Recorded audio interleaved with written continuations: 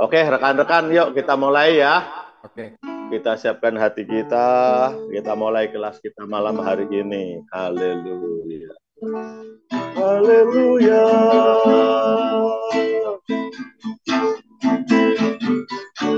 Janjimu ya dan amin. Haleluya.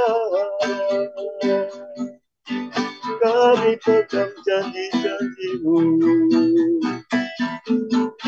dalam hidupku. Haleluya. Selamat Sandi. Terima kasih Bapa buat janji-janjimu. Haleluya. Sirala barala, barala barala. Sirala barala barala barala barala barala. Sirala barala pa.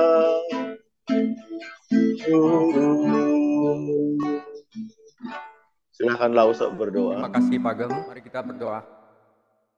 Tuhan Yesus, seperti yang tadi kami nyanyikan, memuji Engkau bahwa janji-janjimu adalah ya dan amin. Segala sesuatu yang Engkau berikan kepada kami adalah segala yang baik.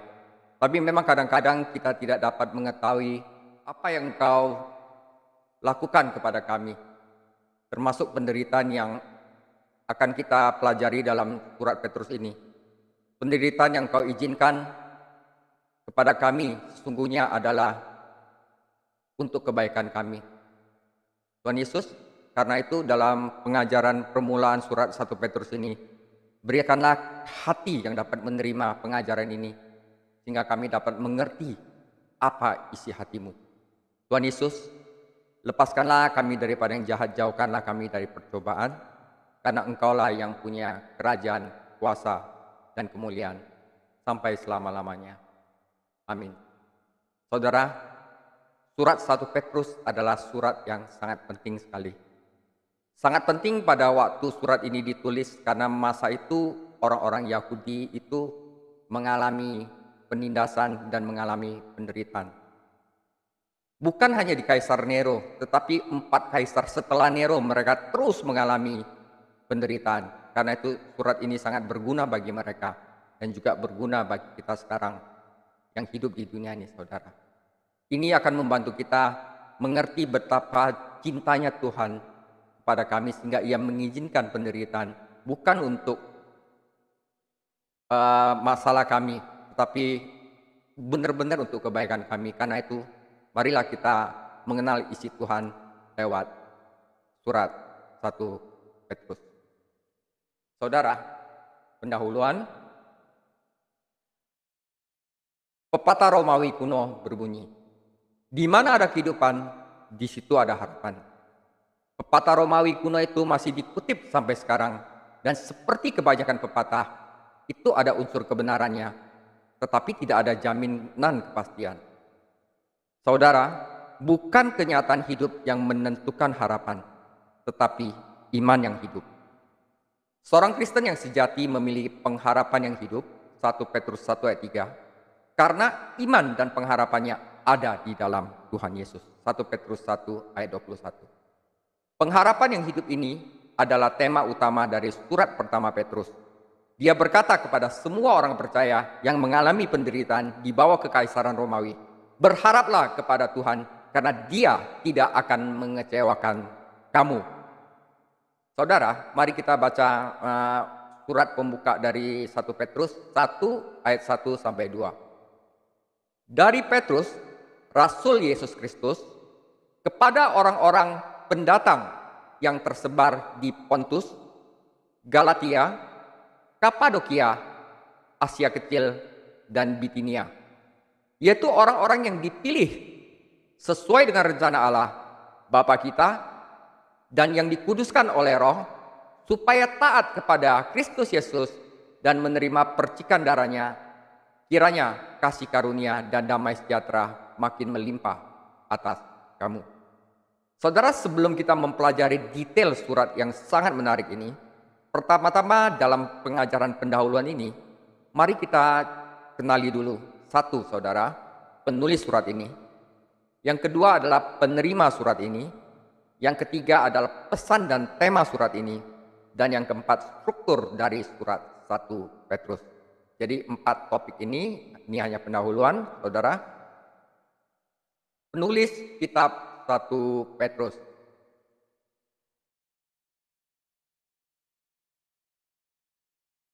Penulis mengidentifikasi dirinya sebagai Petrus, Rasul Yesus Kristus. 1 Petrus 1 ayat 1. Ya, ini adalah murid tertua dari Tuhan Yesus. Nama aslinya adalah Simon, tetapi Yesus mengubahnya menjadi Petrus, yang berarti batu karang.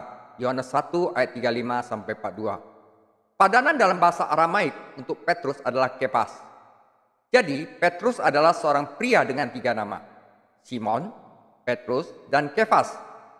Hampir 50 kali dalam perjanjian baru dia disebut Simon dan sering dia disebut Simon Petrus. Mungkin kedua nama tersebut menunjukkan dua natur, dua DNA dari seorang Kristen. Pertama adalah manusia lama, natur lama yaitu Simon yang cenderung gagal, dan natur barunya setelah dia lahir baru yaitu Petrus yang dapat memberikan kemenangan. Sebagai Simon, dia hanyalah sebongkah tanah liat manusia. Tetapi Yesus Kristus membuat dia menjadi batu karang yang kokoh. Saudara, beberapa teolog mempertanyakan apakah seorang nelayan dapat menulis surat ini. Ini ditulis dalam bahasa Yunani kuno dengan sangat teratur. Jika kita lihat Petrus nggak mungkin tulis surat ini seperti tulisan Paulus. Tapi setelah dipelajari memang ini tulisan Petrus dengan sekretarinya Silas yang nulis, saudara. Tetapi karena Petrus dan Yohanes sama-sama disebut orang yang tidak terpelajar dan bodoh di dalam Kisah Para Rasul 4 ayat 13. Namun, frasa ini hanya berarti bukan dia bodoh, tetapi orang biasa tanpa sekolah formal. Artinya, mereka bukan guru agama profesional. Tetapi kita tidak boleh meremehkan pelatihan Petrus selama 3 tahun bersama gurunya, yaitu Tuhan Yesus sendiri, dan juga tidak boleh meremehkan pekerjaan Roh Kudus di dalam hidupnya, karena itu lebih berarti, saudara. Petrus adalah ilustrasi kebenaran dari 1 Korintus. Petrus adalah ilustrasi sempurna tentang kebenaran yang dinyatakan dalam 1 Korintus 1 ayat 26 sampai 31. Ingat saja, saudara-saudara, bagaimana keadaan kamu ketika kamu dipanggil. Menurut ukuran manusia, tidak banyak orang yang bijak. Tidak banyak orang yang berpengaruh. Tidak banyak orang yang terpandang. Tetapi, apa yang bodoh bagi dunia, dipilih Allah untuk memalukan orang-orang yang berhikmat. Dan apa yang lemah bagi dunia, dipilih Allah untuk memalukan apa yang kuat.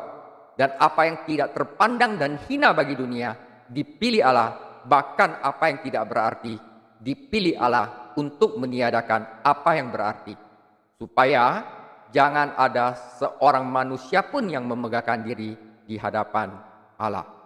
Tetapi oleh Dia kamu berada di dalam Kristus Yesus, yang oleh Allah telah menjadi hikmat bagi kita, yang membenarkan dan menguduskan dan menebus kita.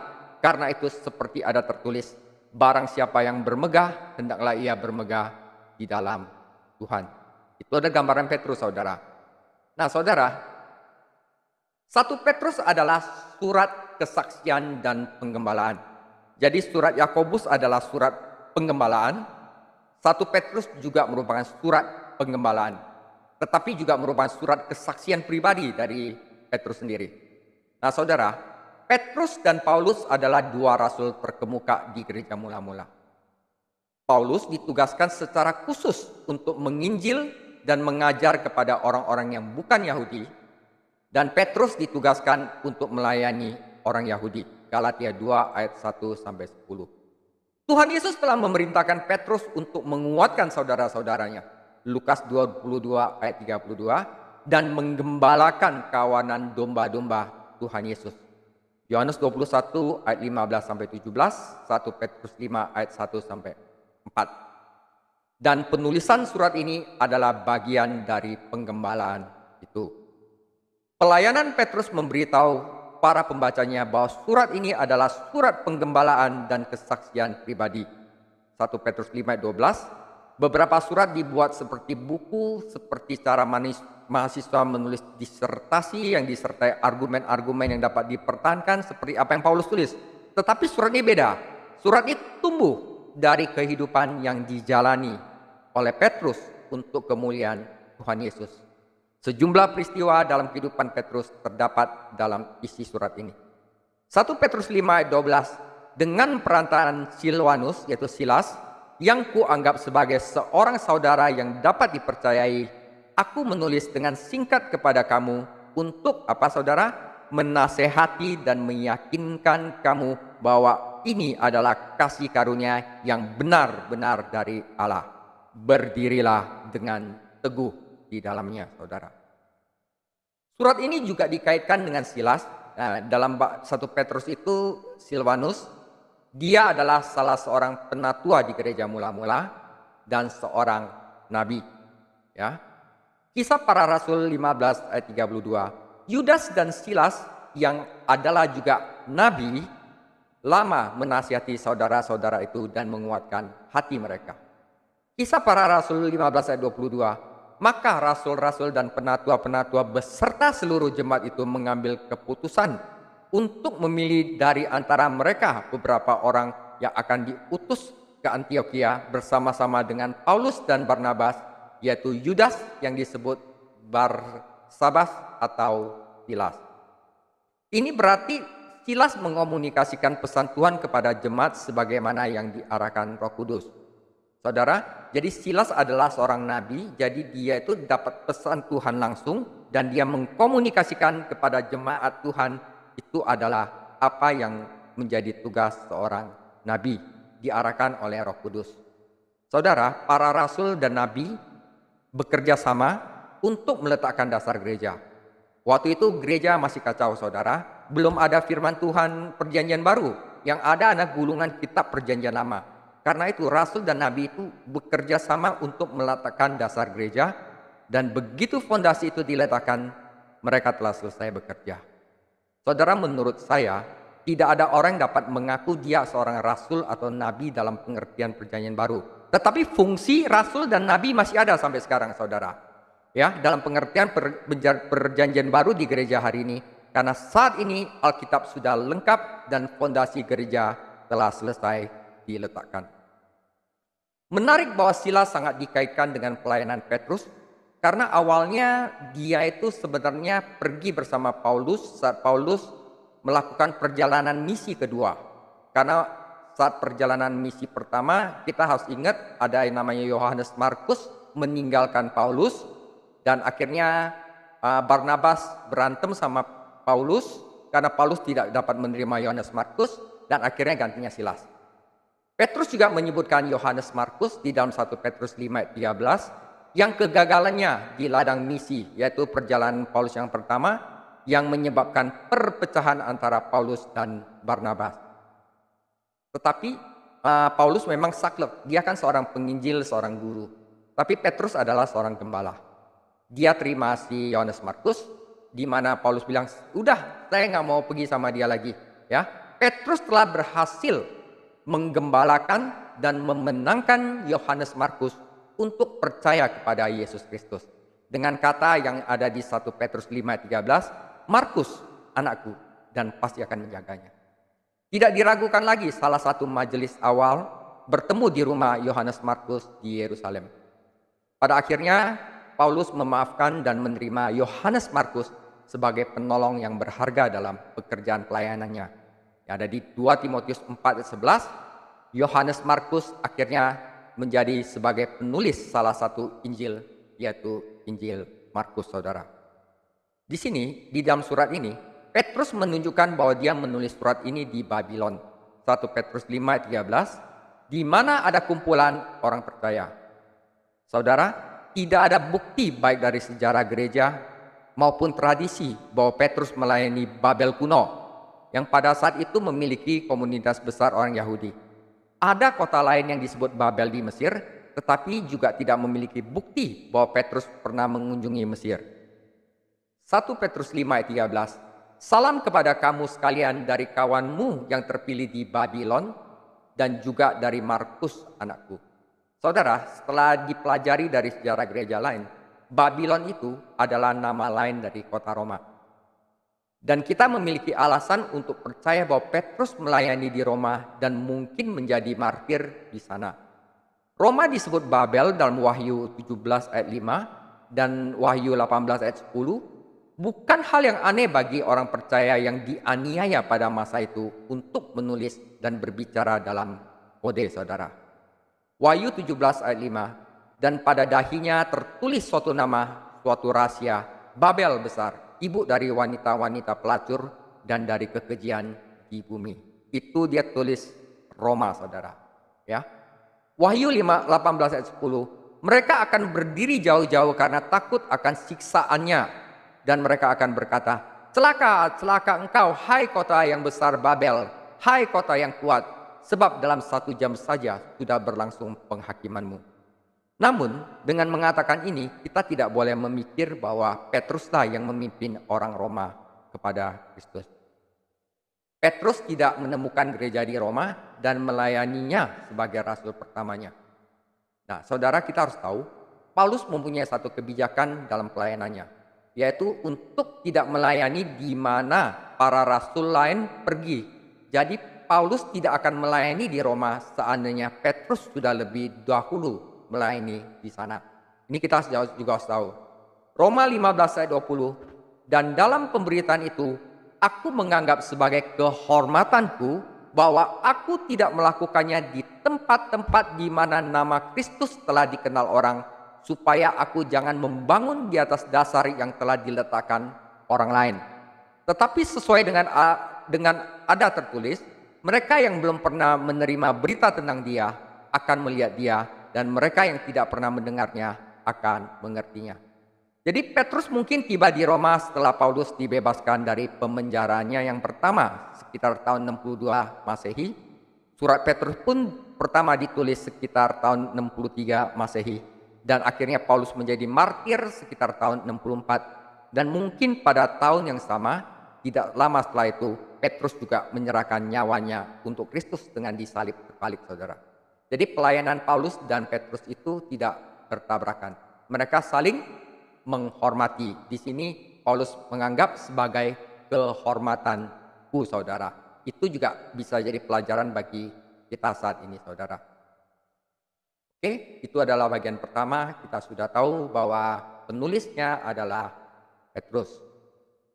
Yang kedua, penerima surat ini, ya, kepada orang-orang pendatang yang tersebar di Pontus, Galatia, Kapadokia, Asia Kecil dan Bitinia, yaitu orang-orang yang dipilih sesuai dengan rencana Allah Bapa kita yang dikuduskan oleh Roh, supaya taat kepada Yesus Kristus dan menerima percikan darahnya. Kiranya kasih karunia dan damai sejahtera makin melimpah atas kamu. Saudara, Paulus menyebut mereka orang pendatang, yang berarti penduduk asing. Mereka disebut orang asing dan peziarah di dalam 1 Petrus 2 ayat 11. Ini artinya adalah Petrus sudah menganggap dia bukan warga negara di bumi. Orang ini adalah warga negara surga melalui iman kepada Yesus Kristus, berarti orang yang telah diselamatkan. Dan karenanya bukan penduduk tetap di bumi. Seperti Abraham, mata iman mereka terpusat pada kota Allah di masa depan. Ibrani 11 ayat 8-16. Mereka ada di dunia, tetapi mereka bukan dari dunia. Yohanes 17 ayat 16. Karena orang Kristen adalah orang pendatang di dunia ini, mereka dianggap asing di mata dunia. Jadi orang Kristen itu harus aneh, harus dianggap asing, dianggap beda oleh mata dunia, saudara. Kenapa? Karena umat Kristen itu mempunyai roh yang berbeda dengan orang dunia. Rohnya itu udah beda, saudara. Umat Kristen memiliki standar, memiliki nilai, memiliki prinsip yang berbeda dengan standar dunia. Dan ini memberikan kesempatan yang baik untuk bersaksi maupun berperang. Kalau orang itu lihat hebat ya orang Kristen, kenapa diem gini malah sabar gitu. Mereka bisa jadi percaya Kristus atau mungkin menjadi sebel sama orang itu. Kita akan menemukan dalam surat ini bahwa beberapa jemaat mengalami penderitaan karena cara pandang dan gaya hidup kedua orang ini berbeda. Walaupun mereka sama-sama mengatakan sudah Kristen, tapi ada roh yang berbeda yang hidup di dalam mereka. Karena itu mereka bertengkar. Yang satu pasti mengalami penderitaan, saudara. 1 Petrus 4 ayat 4, sebab itu mereka heran. Orang dunia itu heran, saudara. Bahwa kamu tidak turut mencemplungkan diri bersama-sama mereka di dalam kubangan ketidaksenonohan yang sama. Ih, apa orang itu ngomongnya munafik? Nggak mungkin dia gitu. Bisa, saudara, karena memiliki roh yang berbeda, yaitu roh Yesus Kristus ada di dalam dia. Ya, karena itu mereka tidak akan mencemplungkan diri mereka di dalam kubangan ketidaksenonohan yang sama. Dan mereka akan memfitnah kamu. Tetapi mereka harus memberikan pertanggung jawab kepada Dia yang telah siap setia menghakimi orang yang hidup dan yang mati, saudara. Saudara, orang-orang percaya ini adalah orang-orang yang terpencar-pencar. Dan juga orang-orang aneh, saudara. Kata yang diterjemahkan tersebar atau diaspora adalah istilah teknis untuk orang Yahudi yang tinggal di luar wilayah Palestina. Ini digunakan dengan cara yang sama dalam Yohanes 7 ayat 35. Yohanes 7 ayat 35. Orang-orang Yahudi itu berkata seorang kepada yang lain, kemanakah ia akan pergi sehingga kita tidak dapat bertemu dengan dia? Adakah maksudnya untuk pergi kepada mereka yang tinggal di perantauan antara orang Yunani untuk mengajar orang Yunani?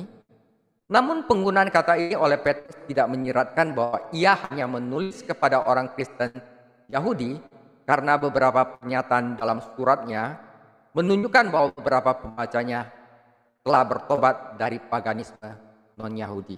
Jadi orang non-Yahudi yang diselamatkan juga. Ini ada di dalam 1 Petrus 1 ayat 14, ayat 18, 1 Petrus 2 ayat 9 sampai 10, dan 1 Petrus 4 ayat 1 sampai 4. Jadi saudara, penerima surat 1 Petrus ini tidak diragukan lagi ada campuran antara orang Yahudi dan bukan Yahudi di gereja-gereja yang menerima surat ini. Kita akan melihat nanti sejumlah referensi dan kiasan perjanjian lama dalam pasal-pasal ini.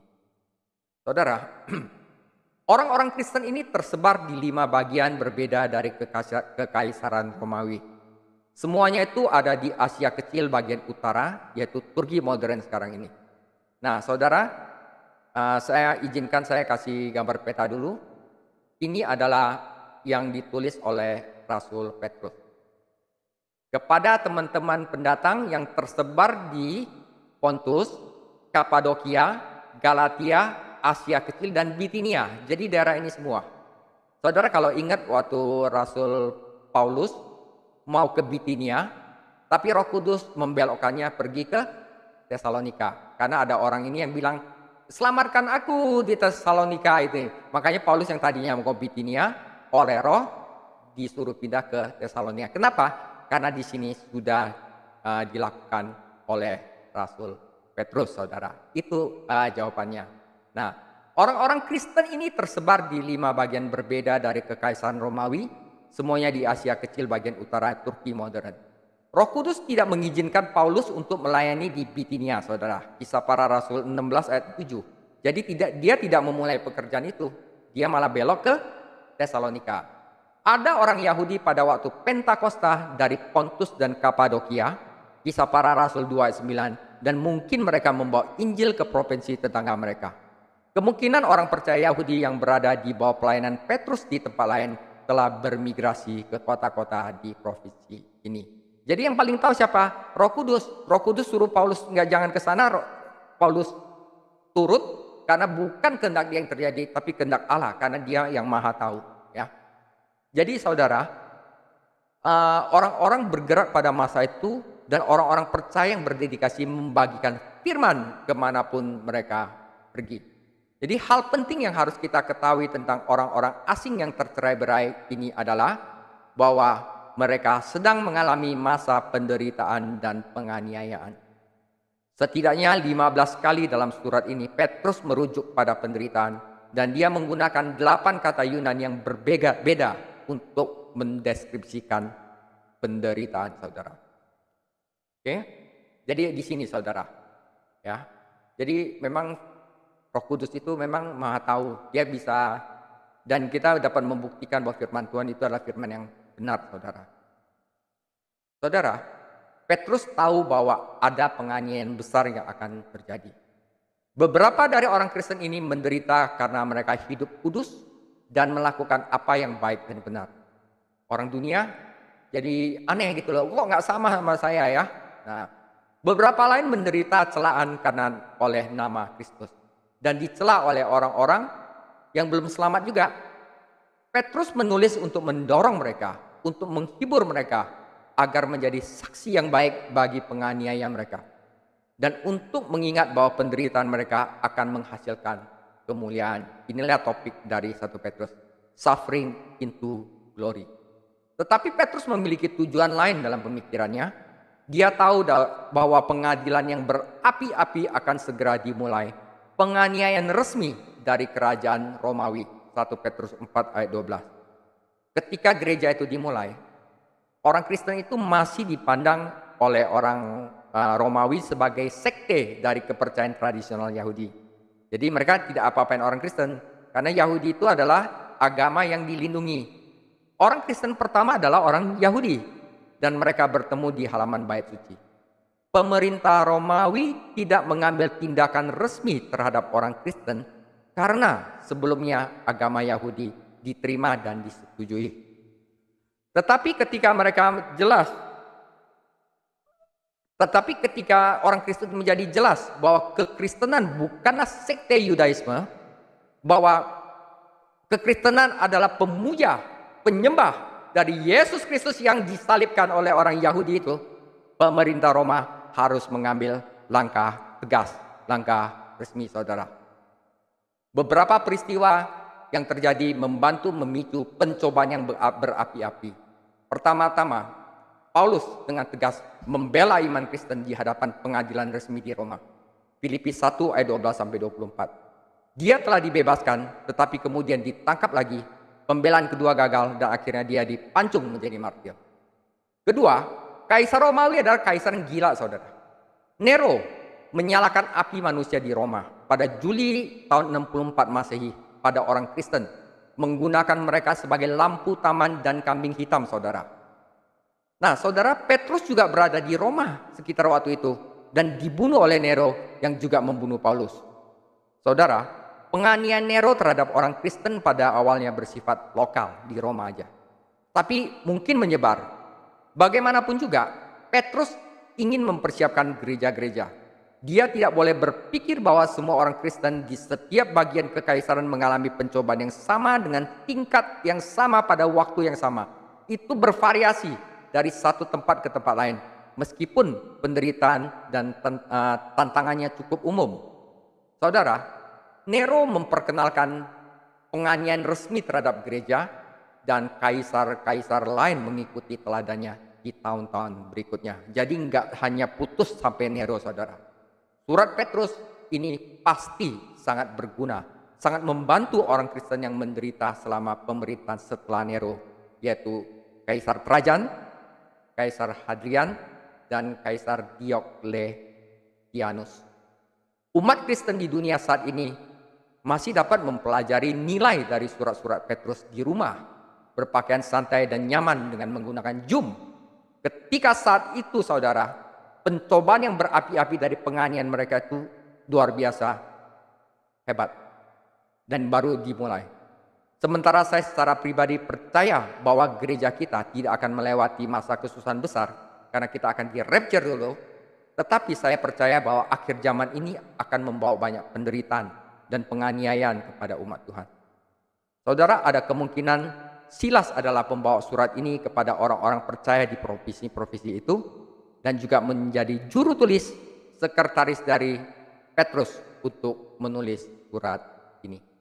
Jadi kita sudah tahu surat Petrus itu ditulis kepada orang-orang yang menyebar diaspora ke 5 provinsi di Asia Kecil. Tujuannya agar menghibur mereka di dalam penderitaan mereka, supaya iman mereka tetap di dalam Kristus Yesus. Nah, ini adalah Kaisar Nero, kaisar yang paling kejam, gila, saudara. Nah, akhirnya pada tahun 70 Masehi dia membakar bait suci Yerusalem. Yang ketiga, pesan dan tema dari surat 1 Petrus. Saudara, 1 Petrus adalah surat penghiburan. Kita telah mencatat bahwa tema penderitaan ada di sepanjang surat ini.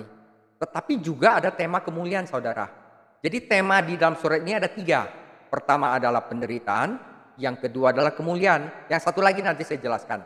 Ya, salah satu penghiburan yang Petrus berikan kepada orang-orang kudus yang menderita adalah jaminan bahwa penderitaan mereka suatu hari akan diubah menjadi kemuliaan, saudara.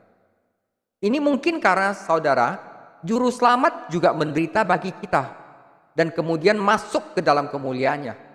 Jadi apa yang terjadi pada Yesus Kristus akan terjadi seperti kita. Saudara, penderitaan itu ada gunanya, saudara. Penderitaan itu membantu kita untuk mengikis hawa nafsu dan manusia lama kita. Tidak mungkin kita masuk surga masih iri-iri sama orang, masih kepahitan, masih nggak demen orang itu seneng. Nggak mungkin, saudara. Kalau misalnya orang masuk surga masih nggak suka orang lain seneng, saudara, dia tidak akan bahagia hidupnya di surga. Karena dia sakit lihat orang-orang bahagia, saudara. Dia lebih cocok di neraka karena dia lihat orang-orang itu menderita, dia senang gitu, saudara. Nah, karena itu untuk masuk surga hati kita itu harus diubah dulu dari hati yang tidak suka orang senang menjadi kita berbahagia jika orang senang. Nah, ini Petrus terutama adalah rasul pengharapan, sebagaimana Paulus adalah rasul iman dan Yohanes adalah rasul kasih. Sebagai orang percaya, kita memiliki pengharapan yang hidup karena kita mempercayai Yesus Kristus yang hidup. Pengharapan ini memungkinkan kita untuk mengendalikan pikiran kita dan berharap sampai akhir. Saudara, ketika menunggu Yesus akan datang kembali, kita tidak boleh malu. Kita nggak boleh diam aja, saudara. Kita harus bersaksi, saudara.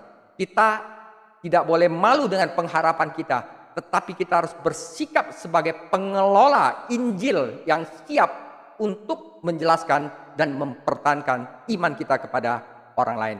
Itu maka itu saya berikan pengajaran apologetik itu untuk mempertahankan iman. Nah, 1 Petrus 3:15, dan siap sedialah pada segala waktu untuk memberi pertanggungjawab kepada tiap-tiap orang yang meminta pertanggungan jawab dari kamu tentang pengharapan apa yang ada padamu. Tetapi kita harus lakukan, haruslah dengan lemah lembut dan hormat. Saudara, karena penderitaan membawa kemuliaan dan karena Yesus akan datang kembali, kita memiliki pengharapan yang pasti.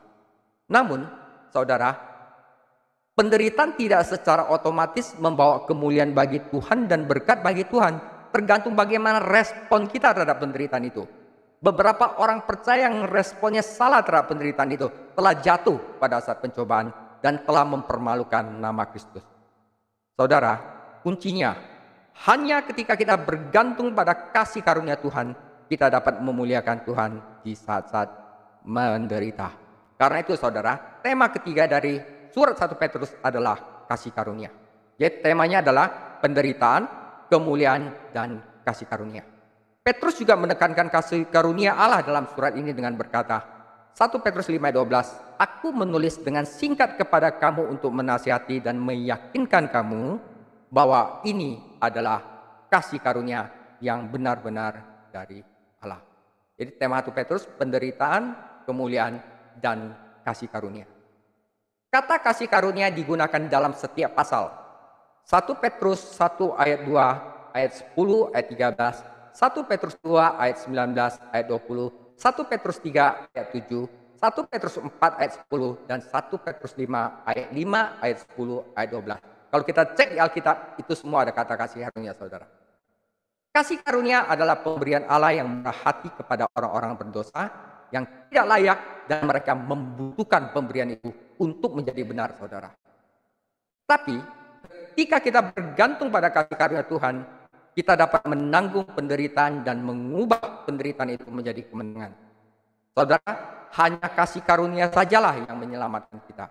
Efesus 2 ayat 8 sampai 10.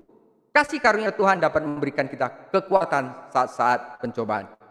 Kasih karunia Tuhan memampukan kita untuk melayani Allah di tengah kesulitan. Apapun yang dimulai dengan kasih karunia Allah akan selalu membawa kepada kemuliaan, saudara. Jadi saudara, saat kita mempelajari 1 Petrus, kita akan melihat bagaimana ketiga tema ini, penderitaan, kasih karunia, dan kemuliaan bersatu untuk membentuk pesan yang menguatkan bagi orang percaya yang sedang mengalami masa pencobaan dan penganiayaan. Saudara, tema-tema ini harus dirangkum di dalam 1 Petrus 5 ayat 10, sebuah ayat yang sebaiknya kita hafal, saudara. Saya bacakan pelan-pelan. 1 Petrus 5 ayat 10. Dan Allah sumber segala kasih karunia yang telah memanggil kamu dalam Kristus kepada kemuliaan yang kekal akan melengkapi, meneguhkan, dan menguatkan dan mengokohkan kamu sesudah kamu menderita seketika lamanya. Penderitaan itu efektif sekali untuk mengubah hati kita dari yang jahat menjadi yang baik. Saudara, Tuhan Yesus sendiri menderita. Tetapi saudara, salib itu kasar, saudara. Tetapi yang mati itu tidak tergantung selamanya di sana. Ada waktunya dia akan bangkit, saudara. Demikian juga kita. Penderitaan kita tidak akan selama-lamanya. Ada waktunya kita akan menjadi kemuliaan selama-lamanya. Seorang percaya perjanjian lama menyebut Allah adalah pengharapan bagi Israel. Tetapi seorang percaya perjanjian baru menegaskan bahwa Yesus Kristus adalah pengharapannya. Orang berdosa yang belum diselamatkan adalah tanpa pengharapan. Efesus 2:12. Dan jika dia mati tanpa Kristus, dia akan kehilangan pengharapan selamanya. Penyair Italia Dante dalam Divine Comedy-nya meletakkan prasasti ini di atas dunia orang mati.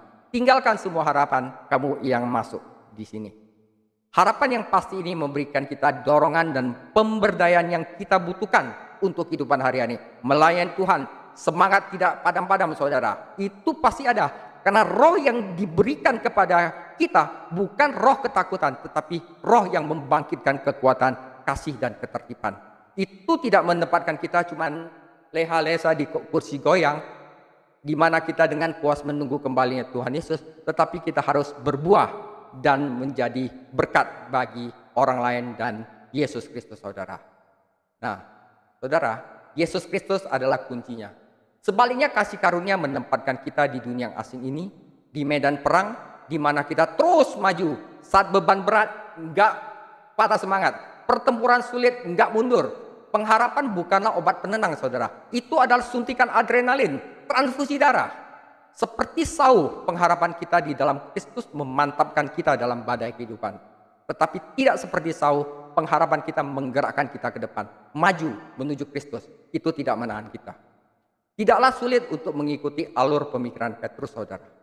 Semuanya dimulai dengan keselamatan, hubungan pribadi kita dengan Tuhan melalui Yesus Kristus. Jika kita mengenal Kristus sebagai juru selamat, maka kita memiliki pengharapan. Jika kita memiliki pengharapan, maka kita dapat berjalan dalam kekudusan dan keharmonisan. Seharusnya tidak ada lagi masalah untuk tunduk kepada orang-orang di sekitar kita dalam masyarakat. Ketundukan istri atau suami dalam rumah tangga, dan ketundukan di keluarga gereja, saudara. Keselamatan dan penundukan diri adalah persiapan untuk penderitaan. Tidak dikikis, saudara. Tetapi jika kita fokus kepada Yesus Kristus, kita dapat menang, dan Allah akan mengubah penderitaan itu menjadi kemuliaan, saudara. Itu adalah pesan dari 1 Petrus. Selanjutnya adalah struktur suratnya. Apa yang dia mulai dan apa yang dia tutup, saudara. Struktur dari surat 1 Petrus. Tujuan dari surat 1 Petrus adalah untuk menasehati umat beriman, saudara, untuk menolak dunia, memisahkan diri dari dunia, sehingga dia dibebaskan dari cinta akan dunia dan semua rintangan dunia. Mereka dapat dengan segenap hati mereka memikirkan perkara-perkara yang di atas, yaitu kerajaan surga. Agar dengan diangkat oleh pengharapan, didukung oleh kesabaran, diperkuat dengan keberanian dan ketekunan, mereka dapat mengatasi segala macam pencobaan dan godaan dan mengikuti Yesus Kristus sepanjang hidup ini dan selama-lamanya.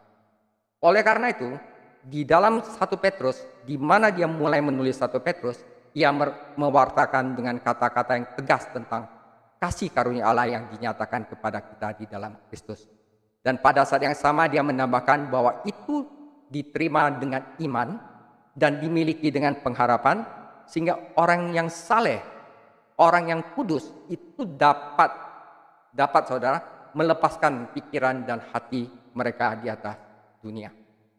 Oleh karena itu, dengan adanya pemberdayaan untuk tidak menjadi satu dengan dunia, dia akhirnya menasihatin mereka untuk hidup kudus, saudara.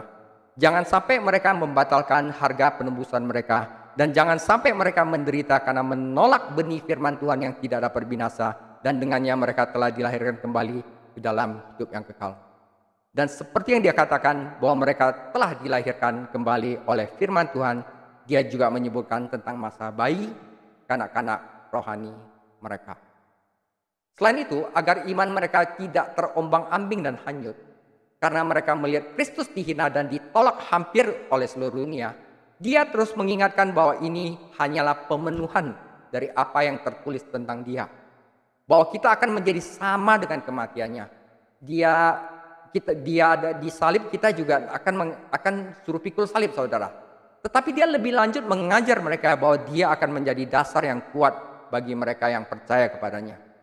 Oleh karena itu, ia sekali lagi mengacu pada kemuliaan besar yang telah diberikan Tuhan kepada mereka, agar mereka dapat digerakkan oleh perundangan keadaan mereka sebelumnya, dan oleh berkat manfaat mereka saat ini, untuk saudara mengabdikan diri pada kehidupan kaya dan kekal.